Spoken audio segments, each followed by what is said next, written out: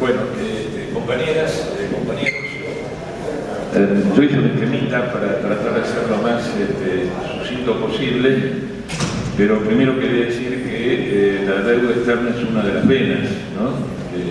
La sangría de América Latina, una sola, hay otras. La sobrefacturación de importaciones, la subfacturación de exportaciones y la doctrina de los precios de transferencia. Especialmente en las fricciones de contratos de préstamos y de transferencia de tecnología entre matrices y filiales que, bueno, en el periodo 73-76, tanto la jurisprudencia de la Corte como la legislación de ese periodo consideró que no eran tales, sino que en su respecto operaban los principios del aporte y del beneficio.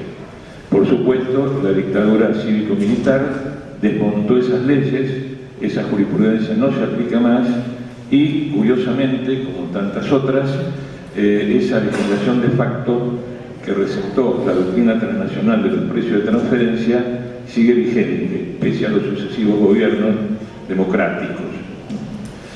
Bueno, en segundo lugar, quisiera hacer una referencia mínima respecto de algo de lo que siempre hablamos los abogados, que es la naturaleza jurídica de la deuda pública, que en realidad me parece importante porque en alguna medida demuestra cómo el uso de los significados de los términos no constituye una modalidad de un instrumento de la colonización cultural que vivimos los países dependientes.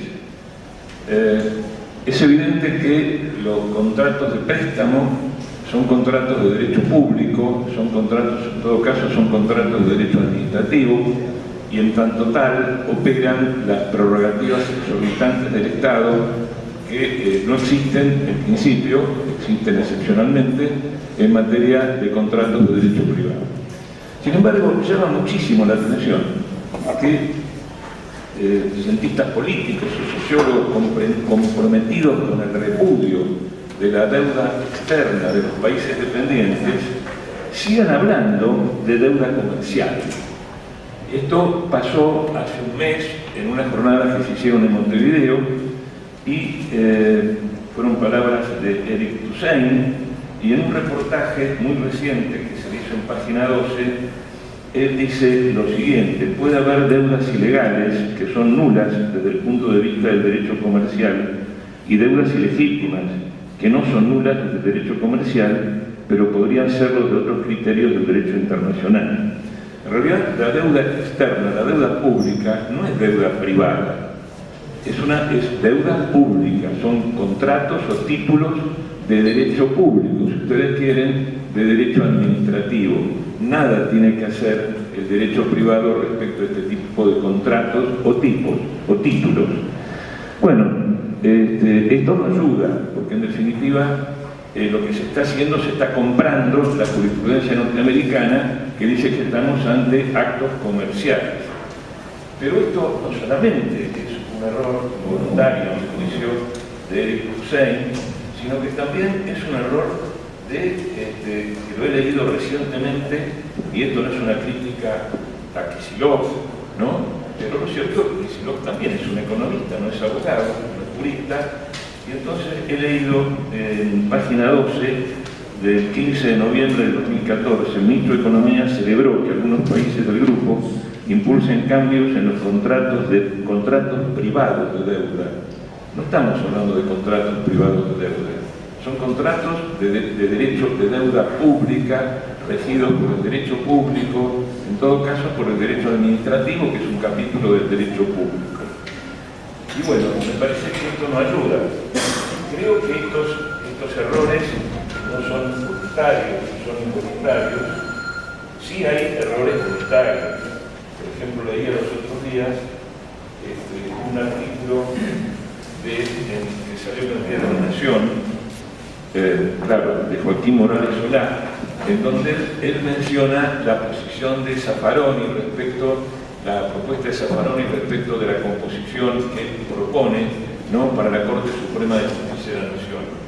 Entonces, ¿qué dice Morales Solá? Ese proyecto indica que la Corte debería dividirse en varias salas.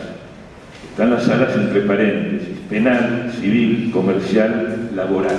Claro, para periodista de La Nación, no existe el derecho público y seguramente la deuda pública debe formar parte de la regida por el derecho comercial, así no sale. Frente a la posición del gobierno que unificó el derecho civil y comercial en el Código Único. Bueno, esto como segundo punto, que me parece que también es importante porque hace a la colonización cultural que sufrimos los países dependientes.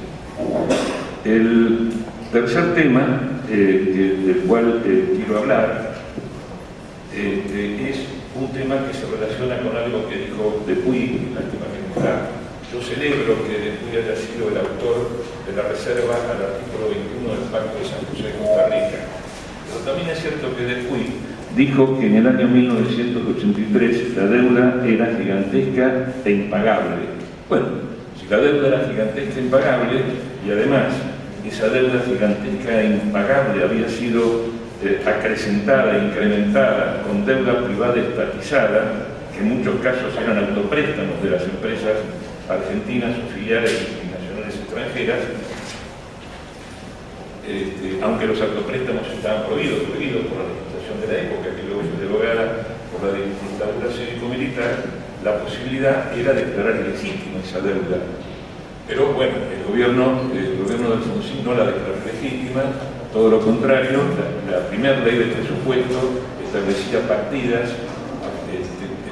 para cancelar, para pagar los servicios de la deuda externa. Por supuesto, claro, yo creo que hay el radicalismo, tiene una a la derecha y una a la izquierda, es posible que Depuy integre la progresista, pero quien decía no, que esta deuda estaba ratificada era Vanossi, ¿no? Que bueno, después circuló por distintos partidos políticos. Sí, algo similar que Patricia Bullrich, ¿no? Que pasó de la JP al PRO y digo lo mismo que Vanossi, ¿no? Que también terminó en el PRO, creo, y fue ministro de Eduardo. Un tema que me parece también que es importante, en alguna medida también lo trató Depuy cuando hizo referencia a la reserva del Pacto de San José de Costa Rica, incorporaron dos artículos, el artículo 27, que se refería a los tratados en materia económica celebrados con potencias extranjeras. Eran conservadores liberales, pero no eran tontos, ¿no? Porque hablan de potencias extranjeras, debían sujetarse a los principios de derecho público de la Constitución. Bueno, y entonces, ¿cuáles son los principios de derecho público de la Constitución? Uno de esos principios está incorporado en el viejo artículo 100, hoy 116, que dice que todas aquellas causas controversias en que la nación es parte son de jurisdicción del Poder Judicial de la República Argentina. Hubo aplicaciones de estos artículos, el 27, 116, 1737, que también excluyó, ¿no?, la prórroga de jurisdicción en materias vinculadas con las tierras argentinas, el campo, en la medida en que se trataba de bienes, de recursos y riquezas naturales de titularidad del Estado nacional o provincial. O sea, el campo privilegiado no debe estar esta cláusula, que son cláusulas, los campos son de titularidad del Estado nacional o provincial. Supongo que esto se refiere al dominio eminente o algo por el estilo. Bueno, pero lo cierto es que estaba el artículo 27, estaba el artículo 116, estaba esta aplicación en la reserva del Pacto de San José de Costa Rica, que fue entre los años 80, ¿no?, cuando era el presidente Alfonsín y Francisco Caputo, pero lo cierto es que en la década del 90 se firmaron 56 tratados. El parlamentario traía hasta hace un par de años una lista de paraísos fiscales. Esa norma reglamentaria fue modificada por el decreto 589 del 2013 y ha reemplazado la lista de paraísos fiscales, entre paréntesis, la República Argentina con un PBI de 500.000 millones de dólares, ¿no?, hace 4 años los activos financieros en el exterior, ¿no?, seguramente negros, estaban en 400.000 millones de dólares, o sea, un 80% del PBI, ¿no?, lo cual demuestra la poca capacidad revolucionaria de nuestra oligarquía y de nuestra burguesía, ¿no? En Brasil creo que es un poco más, pero es un poco más, pero en lugar de ser 400.000, creo que son 500.000 hace 4 años, pero el PBI de Brasil es 4 veces el PBI de la República Argentina. Pareciera que tiene una evolución algo mejor, ¿no? Que se preocupa más del país, lo que invierte en el país, más allá del esfuerzo de la sociedad brasileña, ¿no? Bueno, entonces actualmente existe una lista existen jurisdicciones cooperadoras. ¿Quién elabora la lista de jurisdicciones cooperadoras? La FIP. ¿Y quiénes son jurisdicciones cooperadoras? No solamente aquellos países con los cuales la Argentina ha celebrado acuerdos de información recíproca, ¿no?, en materia tributaria, sino también aquellos países con los cuales Argentina está negociando ese tipo de acuerdos. De manera tal que entre las jurisdicciones cooperadoras está Estados Unidos de Norteamérica. Pienso que una medida de retorsión o de represalia podría ser excluir a Estados Unidos, ¿no?, de estas jurisdicciones cooperadoras, con lo cual tendría efectos importantes. El otro día estaba leyendo un excelente trabajo de Verónica Grondona sobre fuga de capital, sobre precios de transferencia y fuga de capitales, en donde una nota decía, bueno, a ver, uno de los estados de Estados Unidos, el estado de Delaware. El estado de Delaware tiene más sociedades de cartón que habitantes, es un paraíso fiscal. Y ella decía, bueno, si nosotros vamos en el verano a Punta del Este, nos vamos a encontrar con que en los embarcaderos de Punta del Este hay muchos yates, ¿no?, de residentes argentinos con la bandera de Delaware. Por ahí de esa manera se los puede grabar. Bueno, me parece que se pueden hacer muchas cosas. Y me parece que sí, que habría que hacer de una buena vez una acción de nulidad de la sentencia de Griesa, y a su vez creo que también el Congreso de la Nación, también siguiendo el ejemplo de la ley de nulidad, de la ley de evidencia y de punto final, debería declarar la nulidad de todas las cláusulas de prórroga de protección. Me parece que debería ir más allá. Parece que en este momento también debería declarar la nulidad de los TIPS, los tratados bilaterales de promoción recíproca de inversiones, porque además de las cláusulas de prórroga de protección, tiene otras cláusulas que realmente se dan de patada con la Constitución argentina, cuando establece la igualdad de trato entre inversión extranjera directa y las empresas nacionales. Y quiero terminar porque esto me parece también importante, porque lo he escuchado muchísimas veces de juristas, de abogados argentinos, yo creo que Jauretche lo trataría de nativos o de cipayos, que dicen, bueno, no, a ver, la Convención de Viena sobre Derechos Humanos dice que si nosotros firmamos un tratado, estamos atados a ese tratado y tenemos que bancarnos lo que firmamos. Eso es absolutamente falso y es el producto de una lectura parcial, incluso de un artículo de la Convención de Viena. Y es el artículo 27. ¿Qué dice el artículo 27?